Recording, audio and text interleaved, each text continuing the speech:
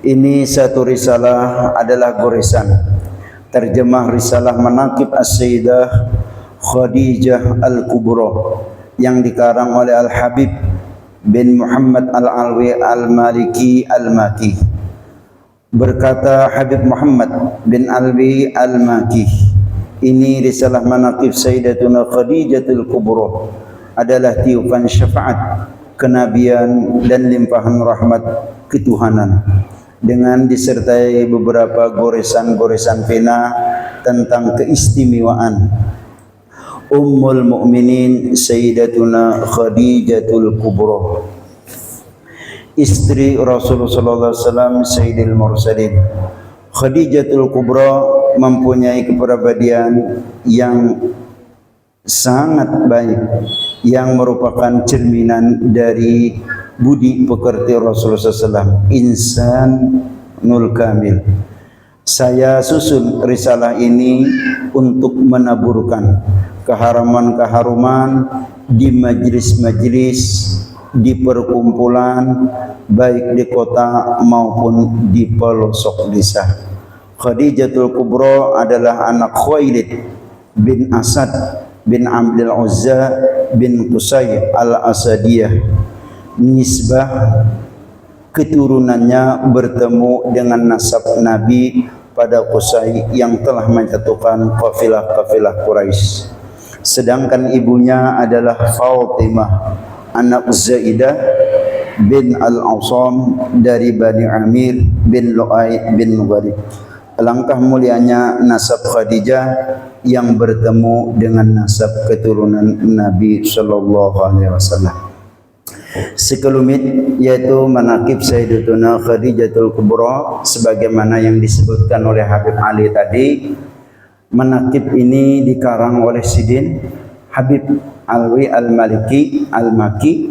Dulu Sidin pernah datang ke Martapura di majelis guru kami yaitu Guru Muhammad Syukri Unus di Antasan Senor.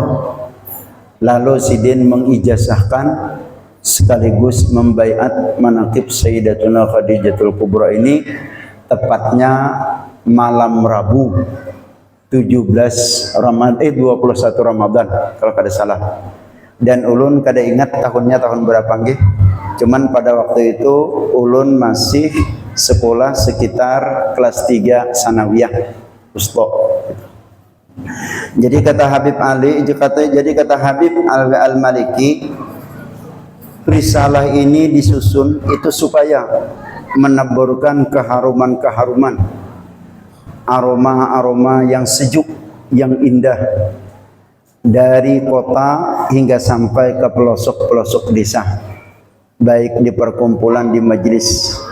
Lebih-lebih Manaqib ini dibaca pada ketika hari wafatnya Sayyidatuna Khadijatul Kubra, yaitu tepatnya pada hari ini yaitu 11 Ramadan. Jadi yang sahih, yang kuat kaulnya itu adalah Sayyidatuna Khadijatul Kubra ini Sidin wafat meninggal dunia yaitu pada tanggal 11 Ramadan, walaupun ada mengatakan yang lain. Nah, jadi pada ketika dibaca Manaqib ini maka semerbak harum daripada bau-bauan yang menampur di majelis itu akan tercium oleh orang-orang soleh hingga dimanapun berada. Sekalipun orang soleh itu berada ia jauh dari kita, seperti misalnya ada di Mekah, di Jawa atau di mana-mana. Ketika dibaca Manaqib Sayyidatuna Khadijatul Kubra ini mereka mencium keharuman-keharuman. Nah, ini riwayat Sayyidatuna Khadijatul Kubra.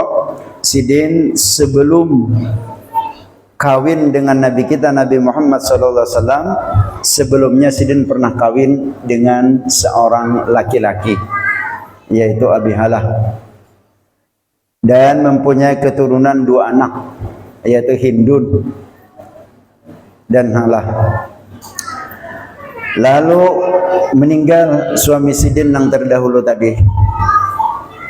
Lawas bahasa kitanya tuh Sidin menjanda.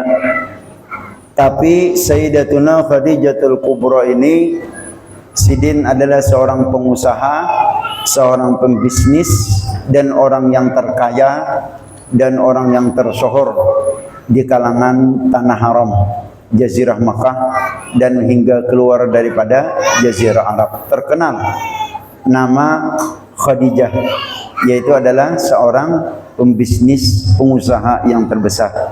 Menurut kisah, ada ribuan karyawan Sayyidatuna Khadijatul Kubra ini yang mengurus harta-harta Sidin.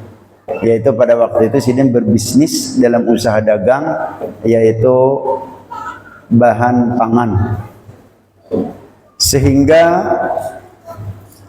pada suatu saat Nabi kita Nabi Muhammad SAW, tapi Sayyidatuna Khadijatul Kubra ini belum berislam lagi.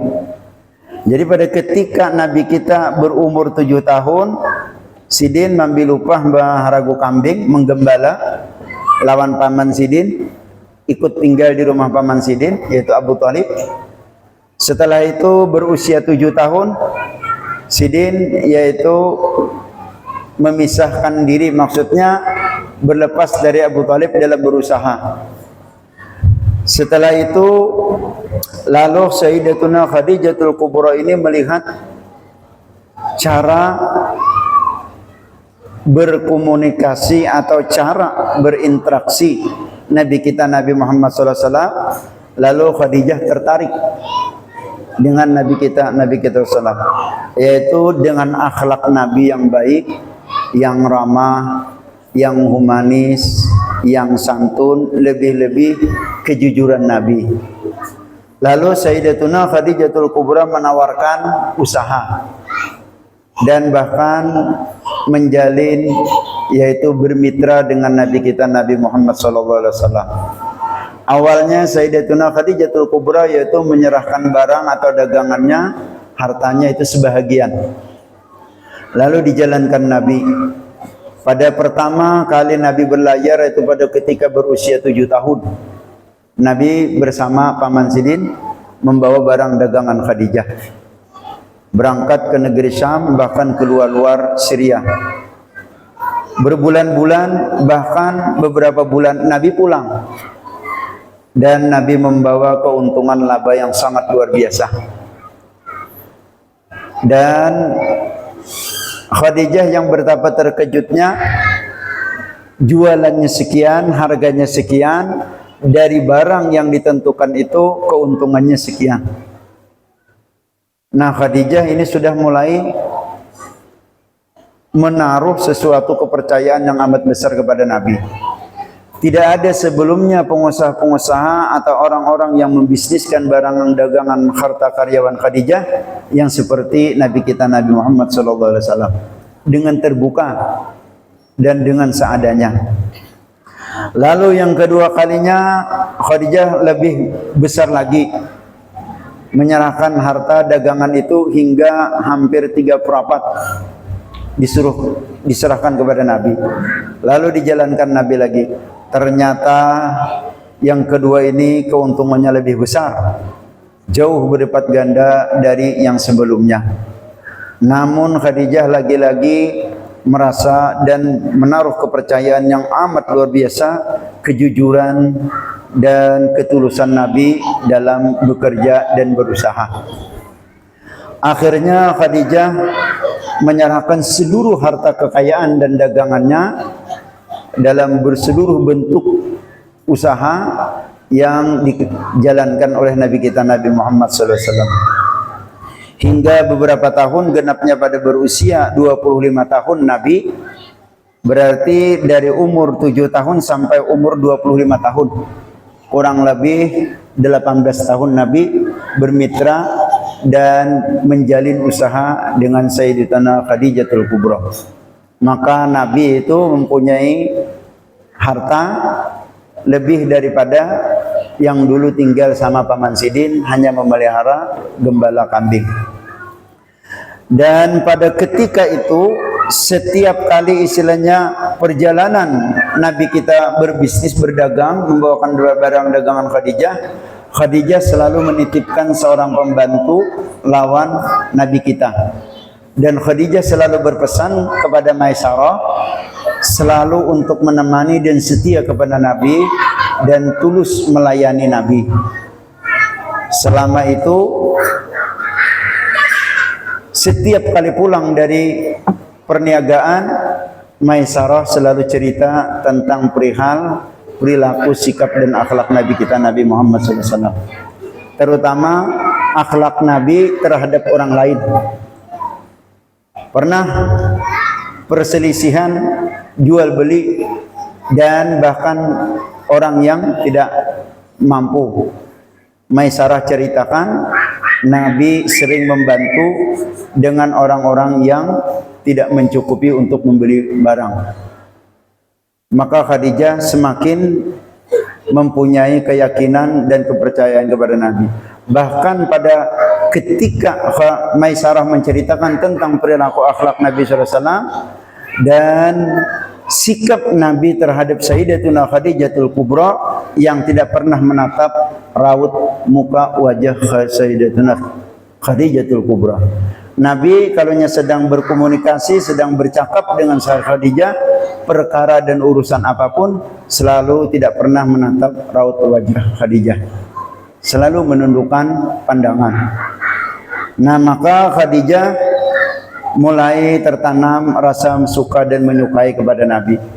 Hingga akhirnya pada usia Nabi kita 25 tahun, maka Sayyidatuna Khadijatul Kubra, yaitu adalah meminang Nabi kita Nabi Muhammad SAW sebagai suami. Jadi tidak ada mulai zaman Nabi dan Rasul hingga akhir zaman ini adat dan tradisi laki-laki yang meminang perempuan. Tidak ada perempuan dijodohkan, dipinang kepada laki-laki. Hanya Nabi kita Nabi Muhammad SAW yang dilamar oleh Khadijah dan dilamar oleh keluarga Sayyidatuna Khadijatul Kubra. Karena akhlak dan sikap perilaku Nabi, terjadilah yaitu pernikahan antara Khadijah dan Nabi kita Nabi Muhammad SAW. Ringkas cerita yaitu selama 25 tahun Nabi kita Nabi SAW berkedudukan berumah tangga dengan Sayyidatuna Khadijatul Kubra. Dan selama 25 tahun itu pula Khadijah mengabdikan dirinya, Khadijah mengabdikan harta dan seluruh kekayaannya kepada Nabi kita SAW untuk syiar dakwah Nabi kita Nabi Muhammad SAW. Jadi boy,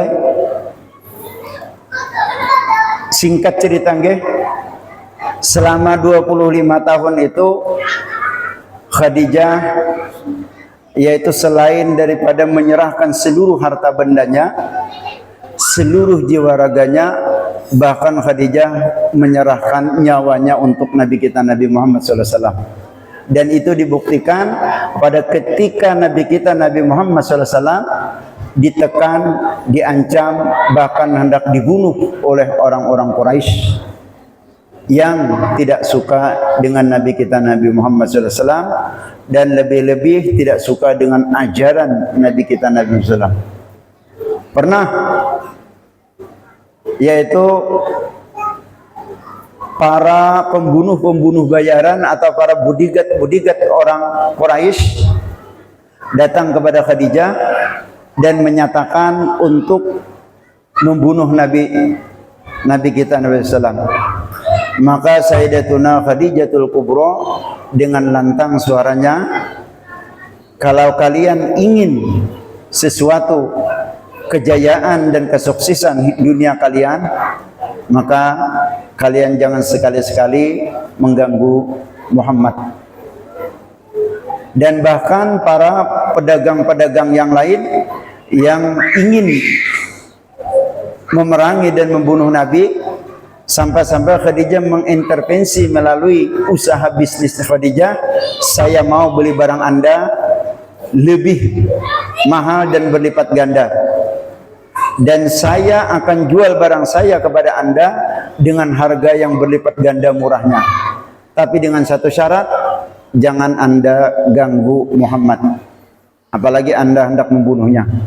Saya akan jual barang saya kepada Anda. Silahkan Anda bawa pasar kemana-mana dengan harga yang lebih murah.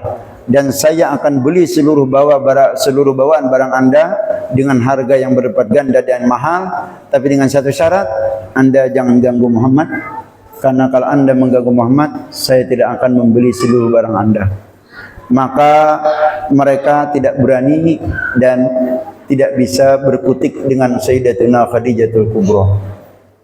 Nah, ini diantaranya pengabdian Sayyidatuna Khadijatul Kubra. Banyak buah daripada itu. Enggak, selain daripada itu banyak. Makanya ketika Sayyidatuna Khadijatul Kubra wafat, Rasulullah SAW sedih yang sangat mendalam. Sehingga sampai Nabi dihibur oleh Allah SWT dengan Isra dan Mi'raj, yaitu piknik atau berjalan di malam hari dan hingga dibawa ke langit hingga sampai ke Sidratul Muntaha, karena menghibur kesedihan dan kepiluan Nabi kita Nabi Muhammad SAW. Nah, ini yang perlu kita patut tiru adalah kesetiaan, ketulusan dan keikhlasan Khadijah dalam berumah tangga dan menerima Nabi. Khadijah sangat menerima apa yang ada kepada Nabi kita Nabi SAW, terutama ialah tentang harta. Tidak sebanding kekayaan Khadijah dengan Nabi kita Nabi SAW. Tapi Khadijah adalah menerima dan menghargai kekurangan itu. Nah, ini dari seluruh karamat-karamat Sayyidatuna Khadijatul Kubra atau perjuangan Khadijatul Kubra selama mendampingi Nabi kita selama 25 tahun.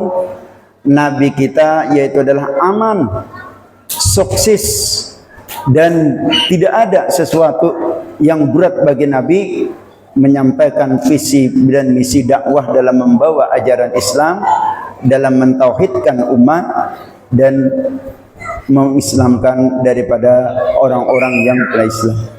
Itu semuanya adalah daripada dukungan Khadijah, mulai dari hartanya sampai jiwa dan raganya. Nah, ada satu cerita buat. Terkadang ulun mulai mendengar cerita itu, dan ketika hendak menceritakan ulun selalu tidak tahan hati dan tidak kuasa. Cerita daripada kesetiaan, kebaktian dan ketulusan Khadijah dalam membela Nabi kita untuk membawa visi dan agama di muka bumi ini. Dan ulun dapat cerita ini salah seorang ustadz, salah seorang kiai pada ketika waktu ulun umroh, dan beliau bercerita tepatnya di Madinah ketika menjelang subuh. Beliau bercerita, cerita itu sangat luar biasa, dan sejak itu hingga sampai saat ini banyak keramat dan cerita Khadijah. Tapi ulun satu yang ulun dapat pada ketika waktu kami umrah dulu, dan Ustadz Kiai itu bercerita tepatnya yaitu di Masjid Madinah menjelang subuh. Ceritanya begini, Bu.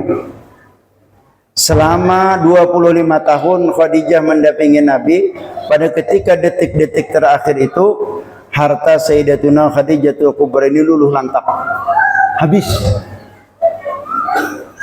Sampai-sampai Sayyidatuna Khadijatul Kubra ini yaitu adalah mempertaruhkan pakaian dan seluruh perhiasan-perhiasan Khadijah untuk membekali Nabi kita jihad dalam membawa visi dan visi agama, mentauhidkan umat di dunia ini. Maka Sayyidatuna Khadijatul Kubra sakit. Cerita itu sakit, dan Khadijatul Kubra tidak lagi mengurus harta dan dagangannya, dan Nabi kita sibuk dengan membawa visi dan agama itu, karena semakin banyak orang yang masuk agama dengan berkat Khadijah dan harta Khadijah. Jadi pada suatu saat Khadijah sakit, harta tidak terurusi lagi, sehingga seluruh harta Khadijah luluh lantak, dan hanya Khadijah yaitu tinggal satu baju di badan, dan itu pun orang Banjar bertambal-tambal baju sidin. Dan pada posisi ketika pada saat yang sudah seluruhnya habis, Allah Ta'ala kirim salam kepada Jibril yang disampaikan kepada Nabi kita Nabi Muhammad, dan Nabi Muhammad menyampaikan kepada Sayyidatuna Khadijatul Kubra. Salam Allah bahwa Allah membangunkan rumah Baitul Jannah, yaitu di tengah-tengah surga yang dikelilingi oleh kampung dan hiasan-hiasan surga, yaitu istana Khadijatul Kubra. Tapi posisi Sayyidatuna Khadijatul Kubra pada waktu itu tidak bisa dibayangkan. Orang yang dulunya sugih kaya, yang penuh dengan gemerlap hidup, dalam keadaan yaitu serba kekurangan. Sebelum Sayyidatuna Khadijatul Kubra wafat, nah ini jawaban yang ulun tidak bisa. Mulai sejak mendengar cerita itu, dan ketika itu terngiang cerita itu, selalu beginilah ulun mendengar cerita itu.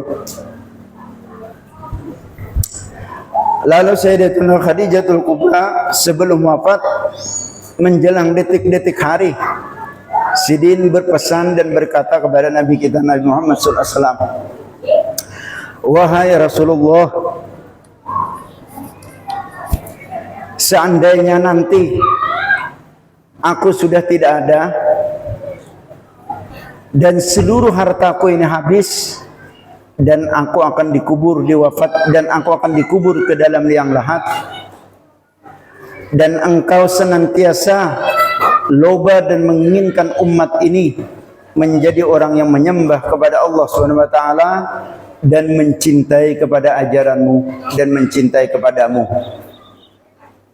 Apabila hartaku sudah habis dan nyawaku sudah tidak ada, aku masih persembahkan dan akan aku bantukan, dan aku tetap mengabdi dan berjuang berkorban untukmu wahai Rasulullah. Demikian Khadijah berkata, wahai Rasulullah, ketika pada suatu saat nanti di seberang sungai sana atau di seberang lautan sana ada seorang umat atau umatmu yang mereka hendak masuk Islam dan hendak mengajar dan mengikuti ajaranmu, dan engkau tidak bisa menjemputnya ke sana karena tidak ada sesuatu alat untuk menyeberangi lautan itu, kata Khadijah, maka engkau bongkarlah kuburku wahai Rasulullah. Ambillah papan-papanku wahai Rasulullah, jadikan itu sebuah perahu untukmu,